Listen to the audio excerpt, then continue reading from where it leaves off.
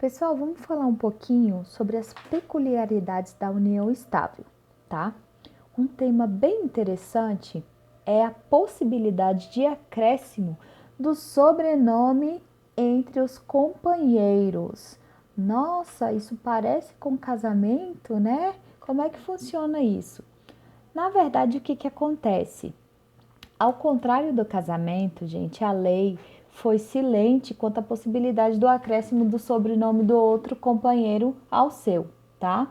Então, o que acontece? No casamento, qualquer nubente pode acrescentar ao seu o sobrenome do outro, tanto o marido quanto a esposa, né? Qualquer um dos cônjuges. Porém, né, embora o nosso código tenha sido silente, nós já temos aí entendimento do Superior Tribunal de Justiça que faz a aplicação analogicamente do direito assegurado ao casamento pelo Código Civil à união estável. Isso significa que existe a possibilidade de acréscimo de sobrenome entre os companheiros? Para o STJ existe, tá?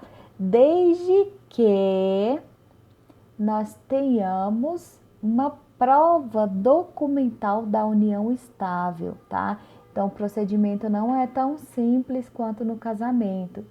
Eu preciso de provar por meio de escritura pública, tá?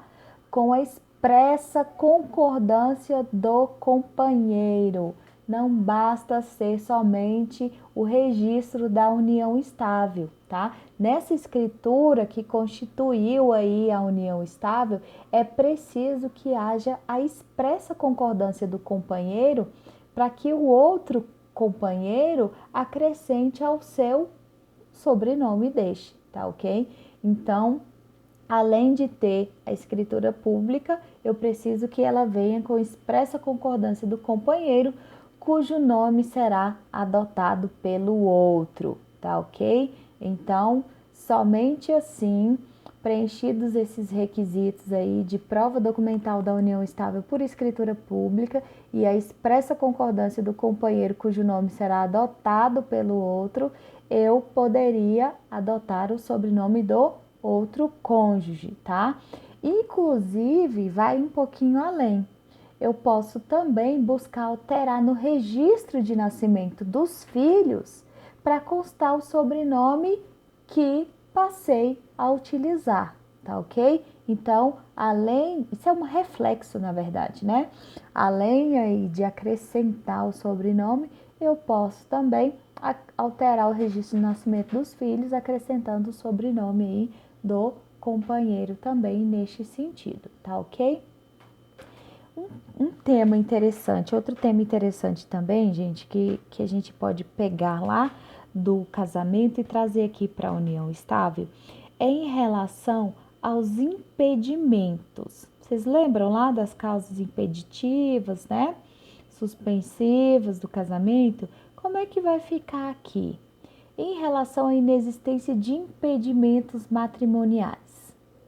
Nas mesmas hipóteses em que é vedado o casamento, é também vedada a união estável, tá? Então, aquilo que eu tenho lá no artigo 1723 do Código Civil, eu vou aplicar, aliás, o próprio artigo 1723 do Código Civil já traz o afastamento, né, da união estável em relação à existência desses impedimentos. Isso quer dizer o quê? Que as mesmas hipóteses em que é vedado o casamento, vai ser vedado também, vai ser proibida a união estável. O que nós temos lá no parágrafo 1º do artigo 1723? Nós temos o seguinte, que a união estável não se constituirá se ocorrerem os impedimentos do 1521. Então, é a mesma coisa? Sim, é a mesma coisa nesse sentido. Não se aplicando a incidência do inciso 6º, ou seja, as pessoas casadas, no caso de a pessoa casada se achar separada de fato ou judicialmente. Isso significa que se eu tiver uma pessoa que esteja separada de fato ou separada judicialmente, ela pode constituir união estável? Essa união estável será reconhecida? Sim, porque o próprio parágrafo 1º do artigo 1723 afastou essa impossibilidade, tá? Então, a regra geral, impedimentos do artigo 1521 são aplicadas à união estável. Qual é a exceção? Exceção é o inciso 6º, tá? Ou seja, as pessoas casadas, se tiverem separadas de fato ou judicialmente separadas, poderão constituir união estável, tá ok? Em relação às causas suspensivas, as causas suspensivas, aquelas causas constantes lá do artigo 1523, não impedirão a caracterização da união estável, tá? Então, essas causas, elas são meramente penalizadoras na esfera patrimonial, não invalidam o ato matrimonial. Então, essas causas suspensivas, elas não vão servir de impedimento para a caracterização da união estável, tá? Essas restrições aí, elas não são invocáveis em relação à união estável, essas causas suspensivas aí do artigo 1523, ok? Impedimentos, sim, com exceção dos separados de fato ou separados judicialmente, tá? E as causas suspensivas não se aplicam, ok? Então, vamos lembrar um pouquinho quem não pode constituir união estável. Vamos lembrar lá o rol taxativo aplicável a casamento?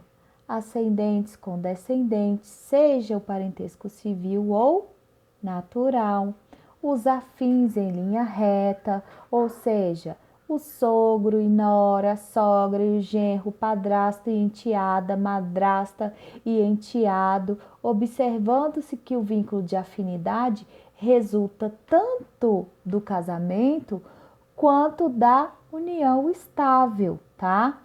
Quem mais? Os irmãos unilaterais ou bilaterais, os colaterais até o 3º grau, inclusive, o cônjuge sobrevivente com o condenado por homicídio ou tentativa de homicídio contra o seu consorte, lembrando daquela questão do trânsito em julgado. Professora, mas e aí? Tudo bem, isso aí é fácil da gente entender. Impedimento, ele vai afetar diretamente o quê? A ordem pública, né? Claro, por óbvio, a gente vai aplicar também a união estável. Mas e aí? O casamento é fácil, porque o casamento ele passa pelo procedimento de quê? De habilitação. Tem toda a tramitação aí cartorária, né? Todo o processo solene. E em relação à união estável? O Estado tem como coibir as situações de impedimento que a gente falou? Como é que fica? Na verdade, gente, é muito complexa essa situação, né? Vetar o estabelecimento de uniões incestuosas, né? Como é o caso que nós temos aí entre pai e filha, ou entre dois irmãos, é muito complicado na prática. Porque impedir a união estável entre sogro e nora, entre o companheiro e a filha da ex-companheira, entre o adotante e o cônjuge do adotado, ou ainda entre a viúva e o assassino de seu cônjuge, como é que a gente vai fazer isso se na prática o Estado ele não vai tomar conhecimento dessa situação? Como que eu faço? Como que eu faço com essa situação? A verdade, gente, é que essas relações, elas estão sim sujeitas à reprovação social e também à reprovação legal, né? De fato, afeta diretamente a ordem pública. Mas a verdade é que atualmente nós não temos um meio eficaz e um meio capaz do Estado de coibir sua formação, tá? Quando se tratar de união estável, isso é muito complicado. Existe simplesmente a regra. Agora, o cumprimento dessa regra vai caber a cada um, tá? Então, para caracterizar é muito complicado e a gente falou que em relação ao próprio casamento pode chegar a acontecer, né? De fato, pode chegar a acontecer por alguma omissão, imaginem o que acontece quando a gente está falando de um instituto que não tem necessidade de seguir um regramento jurídico no sentido de ser registrado, né? Mas precisa tão somente da manifestação das próprias partes em dizer se estão seguindo aquelas características ou não. Então é muito complicado, é muito complexo para dar efetividade a esses impedimentos. Vai ficar mais na questão subjetiva mesmo e na análise do caso concreto de se porventura chegarem, né, a suscitar um reconhecimento dessa união judicialmente ou em cartório que possa vir a ser discutida aí a caracterização dessa causa impeditiva, tá ok? Um outro tema interessante para a gente falar, que a gente falou no vídeo anterior, sobre a possibilidade de união estável putativa, né? O que acontece na união estável putativa? Aquele que acredita que está convivendo em união estável, mas por algum motivo, né, pela falta de algum requisito, ele não está. Então, estando um ou ambos os conviventes de boa fé, lembra daquilo que se aplica lá ao casamento, a gente vai aplicar aqui também. Indispensável atribuir efeitos à união, tal como ocorre com o casamento putativo, tá? Então, se eu tenho um dos companheiros ou ambos os companheiros de boa fé, eu tenho que reconhecer esses efeitos a essa união estável, tá? Mas o que acontece? Em se tratando de união estável que vai afrontar os impedimentos legais, há que se invocar mesmo o princípio e reconhecer a existência de uma união estável putativa nesse sentido, tá?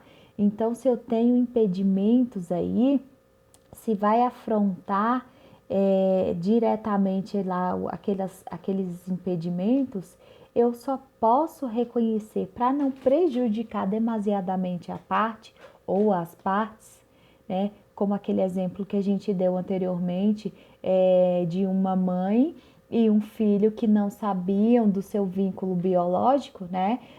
O reconhecimento aí de uma união estável putativa, tá? Isso se houver a existência de boa fé nesse sentido, tá ok? Não se esqueçam que quando a gente fala de putatividade, eu tenho sempre que verificar aí a questão da boa fé, tá? Para uma ou para ambas as partes, tá ok?